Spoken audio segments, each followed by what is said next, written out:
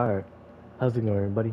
My name is Infamous Isaac and I'm here with a video on Black Clover's new animated movie, Sword of the Wizard King, directed by Aitaka Tanamura and produced by Studio Parrot, the same people that made the anime. So it's definitely a return for Black Clover in terms of the animated format. So it's nice to have it back. And it came out the 16th of June, but when I'm recording this, I watched it the 22nd, so it's been almost a week. And I am late on that, but that was because I was diverting my attention to the Marvel movies that I was watching. But now that I'm done with that, I can give it my full attention, and I did. So I can't wait to talk about it and give you guys my opinion on it.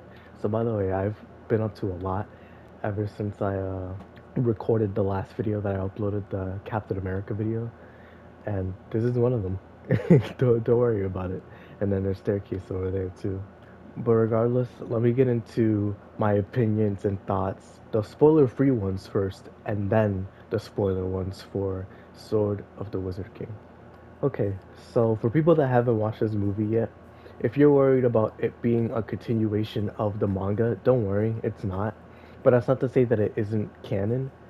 This did happen in the story, and for people that have read the manga or watched the show, you're not missing out on much if you don't watch it, but if you do watch it, it is a pleasant surprise for the fans. And if you're completely new to this show, then if you watch this, it wouldn't be the most egregious thing. It's just that you would be jumping into an important part of a story that has a lot of characters that you wouldn't know about and a lot of references and stuff like that to things that are shown in the show and the manga. So you would just be lost for most part, but there's still stuff here for the people that are uninitiated to enjoy. So if you jump in cold feet, then there's at least something that you can enjoy, which is the animation and the fighting for sure. But overall, if I had to say anything about this movie, it's a 7.5 out of 10. I feel like the beginning was somewhat weak. I was gonna give it like a 6.5 to a 7. But the second half of the movie definitely delivered with the animation and just all the beef. It was so cool. The characters were as good as they always are. The new characters were really cool. I do have some gripes with them, but I'll explain that in the spoiler section. And just overall, this is a good return to form for Black Clover in the animated format. I really enjoyed seeing the characters that I grew to love so much back, looking better than ever after 2 year hiatus. And I really hope that the anime comes back soon because this is such a nice reminder that Black Clover is a good show and it's worth the watch. I don't regret watching it. So I can definitely say that this movie is a 7.5, close to an 8. It's not that 8 thresholdy just yet, but it is a 7.5, like a solid 7.5 for sure. So I definitely recommend it to people that have watched Black Clover.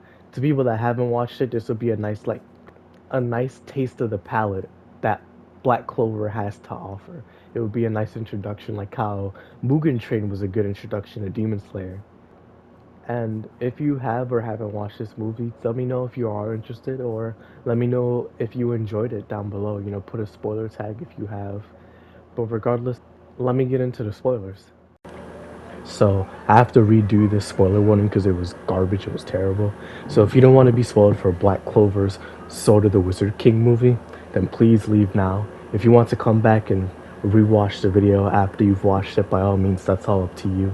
If not, my video will always be here, right? But regardless, this is your final warning before I talk about the spoilers. But regardless, this movie starts off with Asta, Mimosa, Klaus, all the characters that we know and love. Some people are missing, but it doesn't really matter up to this point. And it's a tournament going on to prove who's the strongest Magic Knight in like the squads and all that. And so is up first, and then we have a masked man come up, and we know it's Asta because that man's buff, like he's super buff. And the reason why he can't go by his normal name is because this is taking place during the trials to prove Asta's innocence with the devil stuff going on. This arc basically I would say it's between the Heart Kingdom struggle and all that stuff. That's where I think it would be because I think the trials took place during that time period if I'm correct. Everything that's shown in this movie is already shown in the anime, at least to some extent. You're not gonna get spoiled for any of the arcs that are going on in the manga, so don't worry about that. This is basically anime only, in between the anime itself. But as Asta and are about to fight, right? We see four assailants show up and basically isolate the tournament ground for it to be blocked off from outside sources, right? So everybody that was inside is in and everybody that's outside is out, right? And one of the people that we see is a previous Wizard King, right? And so let me explain that. So 10 years ago, before Austin, were even like in their teens, we had a huge battle between Julius, some of the Magic Knight squads, versus Conrad. And Conrad was the previous Wizard King before Julius. And Conrad's goal was to basically make an equal world for people that do and don't have magic, that are royals, that are peasants, all this because he wants fairness. Him being the Wizard King has shown him a lot of evil and strife in the Clover Kingdom, and so he wants to rectify that. He wants to change that. But his ways are really radicalist and extreme. He wants to destroy the Clover Kingdom and start over. And Julius, Yami, Nozel, and Fuegoleon, along with Kaiser, don't want that. And so they're fighting him and they can't beat him because he has a sword, a relic for the Wizard King, that's too strong and they just can't come together to beat him. So Julius locks him away with his time magic and is sealed away for the rest of time until, and this is a spoiler for the anime. If you don't want to be spoiled, then I'll put up a timestamp for when the spoiler is gone. But in the Elf reincarnation arc, when Patri went and killed Julius, that basically gave Conrad enough time to get out of the ceiling and plan and plot basically. So this is why it's taking place before the Heart Kingdom struggle, but after the Elf reincarnation arc. So Conrad is there in the present day, along with three other Wizard Kings, and it turns out that these guys were the previous Wizard Kings before him, and he basically like kind of like reanimation jutsu in Naruto, where he brought them back using magic, right? So they're basically attacking the tournament ground. Everybody is trying to evacuate. A lot of the energy that the civilians had is being sucked away by the sword because the sword is used to store magic. So a lot of the civilians had to be evacuated, and Conrad and all of them just start beefing with all of the magic knights, right? Asta tries to do stuff, but Yami, Julius, and Finral are all there like, yo, okay, so we need to go to this group, right? The Branch Zero group in the research part of the Clover Kingdom, right? So we're gonna go there and get this relic, right? So Yami sends Asta and Finral, and Noelle shows up and she goes along with them as well. So they show up at Branch Zero, and here we meet a girl named Millie Maxwell. She's just a normal scientist. She has some magic, all that stuff, but she's pretty normal. And then we also see Nero, aka Sekre Swallowtail, because she was here the whole time, basically working on relics and all this stuff, working with Julius, which I find really weird because she still is a Black Bulls member. It's just that she's doing this as well. So she's working for the Clover Kingdom at this point, which isn't something that happens in the future, or at least is talked about. So maybe this is what she's doing the entire time when she isn't, battling with the Black Bulls. But that also makes sense because I am also going to talk about a Heart Kingdom struggle spoiler. If you don't want to be spoiled for that, then skip to the timestamp above. But you also have characters like Noct, who's the vice captain of the Black Bulls, and he's in the Spade Kingdom the entire time, so we don't see him ever. So it's not like it's a far cry to say that Nero is doing that. But regardless, she's there. Sally's also there after the elf reincarnation stuff, and they're basically being escorted down to where the relic is. But because Conrad's grimoire is key magic, he can basically take people's grimoires and seal magic, all of this stuff. It's just really powerful and busted. It makes sense why he was the Wizard King. And so he's already down there as soon as they show up. And it's just a battle between Asta and Conrad because he sealed away Noelle's magic, so she can't help Asta. And Finral, he's a spatial mage, so he can only really provide support with the type of spatial magic that he has. Nero is also a spatial mage, so she can't help out much either. Sally and Millie all show up and they try their best to stop him, but it's too late. Conrad destroys the relic. He defeats Asta, and what we learn about this interaction is that Asta and Conrad are really similar.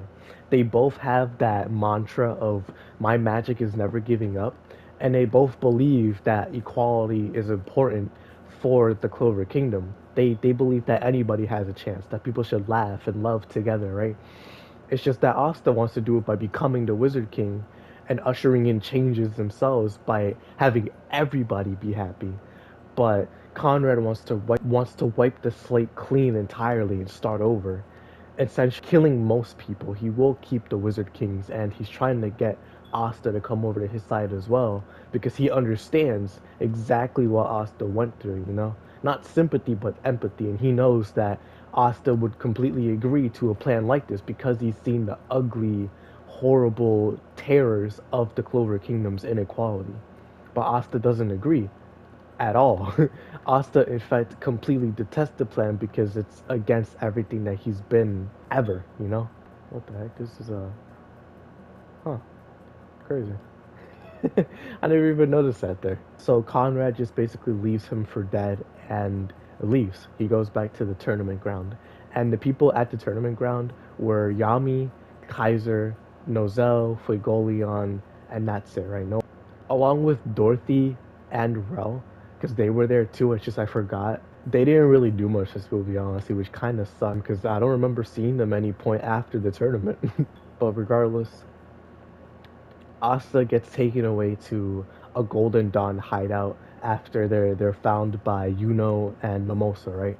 And a bunch of the Magic Knights are just hiding in there and they're trying to figure out what to do next. And Seke, being a doomer, is just like, yo, we should just go to the Heart Kingdom. Like, I don't want to fight, dog. Like, we lost. We're fighting Wizard Kings, four of them no less, all strong, if not stronger than Julius Nova Chrono. Like, why would we want to fight? And then everybody's like, yeah, I mean, we could ask help for the other kingdom, like we don't have to do this alone. And then Asta's like, dog, I'm not running. I'm not running. I'm gonna fight and I'm gonna defend the kingdom that I believe in, because they're wrong. They're wrong about what they're gonna do. I'm gonna fight because that's what I believe in, and I'm gonna prove to them that what they're doing is wrong. And he's just basically asking people to help him, even though he knows that like not everybody's going to agree. He still is asking, and if they don't, then he'll go there by himself. But everybody resoundingly agrees. And then you have Marileona show up, and I think it's so cute the fact that she grabs people by their head like little cubs, like little lion cubs. It's so cute. And then you have Jack and Charlotte also show up. You also have William Vongen show up. And while thinking about who was there, I remember like again, Dorothy and Rel don't show up for the rest of the movie, but neither does Kaiser, even though he was there fighting Conrad in the first place, right? In the 10 years ago. And one thing I found super odd, which has really bothered me, was that Kaiser was there 10 years ago, right? And in the show, if you don't want to be spoiled, skip to the timestamp. But in the show, Kaiser comes in as a replacement for the Purple Orca's leader, who was basically found to be a traitor, right? So was it that Kaiser was the previous leader before the Purple Orca's guy came in? So I don't know. It's just something that I guess I didn't know. I gotta ask you guys in the comments on if he was the previous leader or if he's just a new leader, and maybe that was an oversight because the anime I don't remember ever mentioning if he was the previous leader. But regardless, everybody goes back to the Black Bulls hideout because the Black Bulls base is a good place to hold everybody, but also as a good means of transportation in a quick manner because Henry can control the Black Bulls base, right? So they go to save Henry and Gordon. Ghost and everybody's already with Asta, so they're just all ready to go and beef with the four Wizard Kings. So there's four Wizard Kings, right? There's Princia, there's the Joseph sounding guy from part two, and then there's this cool looking guy with like this cool haircut. He's old, and then you have Conrad himself, right? So the Princia, she fights Marileona. Princia's magic basically lets her summon chess pieces to fight for her, and it's just a whole army. So Jack and Charlotte are fighting them. The Black Bull's base is trying to get into the barrier that's holding the tournament area, right? And so the Joseph guy from part two, the guy that voices him, he's fending it off. But Yami, Nozel, and Fuegoleon all start fighting him, which I think is so cool. Like he may be the strongest one because it took three captains and just to hold him off. And whether it's because all three captains are just tired from the fighting that they had to do in the tournament, that doesn't matter. This is still one Wizard King. While Marileona was fighting one on one with another Wizard King, and it took the Black Bulls entirely to fight this one other Wizard King. In comparison, that's one group, one person in comparison to three captains, some of the strongest, if not the strongest captains, and a vice captain who's one of the strongest people in the kingdom. So he's just cracked. Like he's genuinely just cracked for taking on all four of them by himself. But that's I think because of the magic that's swelling up again. But regardless, then you have Asta who manages to get in as well to fight Conrad alone. So that also just proves that he's cracked as well, which I think is crazy that Asta can fight Conrad by himself while it took I think four captains and a couple of other people just to hold him off 10 years ago. So this part of the clip got cut off, but I really like Marileona's fight with Princia because they're just both crazy battle hungry freaks. I thought it was funny and really cool. Joseph as well, fighting all three of them, and I thought his fight was the best. Not in the entire movie, but like the best out of the three Wizard Kings that aren't the main guys. And then you have the Black Bulls fight, which I think was kind of a little weak, but it's made up by Noelle, so I really enjoy that because Noelle is my favorite female in this show. And then you have Asta versus Conrad's fight, which I thought was really cool, like really really cool. But basically, they can't beat their people because they just have too much magical energy, so they have to rely on Asta beating Conrad for them to win, and that just places more strain on Asta's main fight. So we're just gonna talk about that one. Asta and Conrad are just having this battle of ideals, and one point that I think that the movie didn't mention was about the Wizard King. Asta mentions how the Wizard King is the person that protects the peace, right? The person that protects the people. Conrad was a Wizard King, yet he's trying to destroy that peace, right? He's trying to forge a new place, a new home for people that he basically deems worthy. And even though he doesn't admit it, that's basically what he's doing. While Asta completely thinks that's wrong, because again, his idea of the Wizard King is like Julius type of Wizard King, where he's gonna be the one to usher in the peace with a lot of people, so that everybody can enjoy peace. He's not trying to make it so peasants are equal to royalty. He's trying to make it so royalty can change their way of thinking, so that they view peasants as equal as well, so that people can be happy, and so there isn't prejudice or racism or classism or anything like that. He's trying to make it so everybody can laugh and smile together so that there is equality in that sense. So that people view each other as equal, even if it may or may not be. So anybody can live in the Forsaken Realm. So anybody can live in the royalty in Clover Kingdom. And he's going to do that by ushering in changes himself as the Wizard King. Asta and Julius try to change it as best as they can.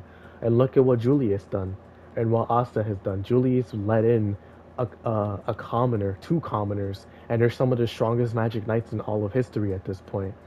Asta has made so many friends, befriended so many royals, and changed a lot of people's way of thinking, like with Nozel, any of the captains, and all that stuff. And granted, you have people like Fuegoleon who view Asta as an equal, but that's not everybody's way of thinking. And so Asta's just trying to make sure that everybody understands that like he's just as strong as anybody, even if he's a commoner. Now he's gonna make sure that he's the Wizard King no matter what is in front of him. And Asta has had his times where he, if you don't want to be spoiled, skip to the timestamp above. When Asta meets Libe and he makes a bond, a genuine friendship with him. Before that, Asta called upon his power and Libe took one of his arms, right? So Conrad using that magic and using forbidden spells and all that, in a sense, is no different from what Asta did, right?